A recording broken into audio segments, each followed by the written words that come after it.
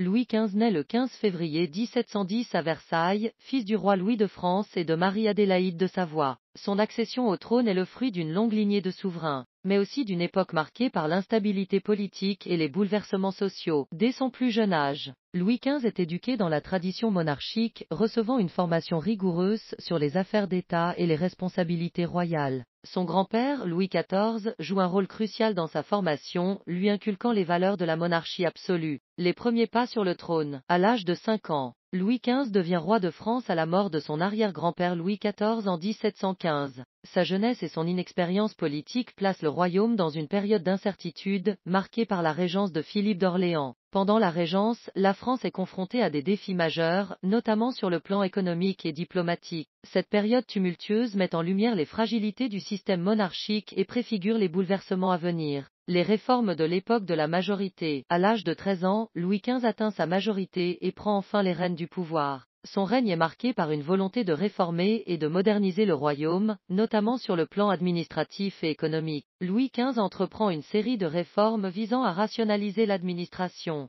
à réduire les privilèges de la noblesse et à renforcer le contrôle centralisé de l'État. Ces mesures, bien que louables, rencontrent souvent l'opposition des élites et des intérêts établis. La diplomatie et les conflits. Le règne de Louis XV est marqué par plusieurs conflits majeurs, notamment la guerre de succession d'Autriche et la guerre de 7 ans, qui opposent les grandes puissances européennes pour le contrôle des territoires et des ressources. Louis XV noue une alliance stratégique avec l'Autriche, visant à contrer l'influence grandissante de la Prusse et à protéger les intérêts français en Europe. Cette alliance, bien que fructueuse sur le plan diplomatique, entraîne la France dans des guerres coûteuses et épuisantes. La vie personnelle et l'héritage culturel. Louis XV mène une vie fastueuse à la cour de Versailles, entouré de courtisans et de favorites. Son règne est marqué par un luxe excessif et des intrigues de palais, qui alimentent la fascination et les critiques de ses contemporains. Louis XV est également un grand mécène des arts et des sciences, soutenant des artistes comme François Boucher et des penseurs comme Voltaire. Son règne marque l'apogée de la culture française avec des réalisations remarquables dans les domaines de la littérature, de la musique et de l'architecture. La fin d'un règne de Louis XV.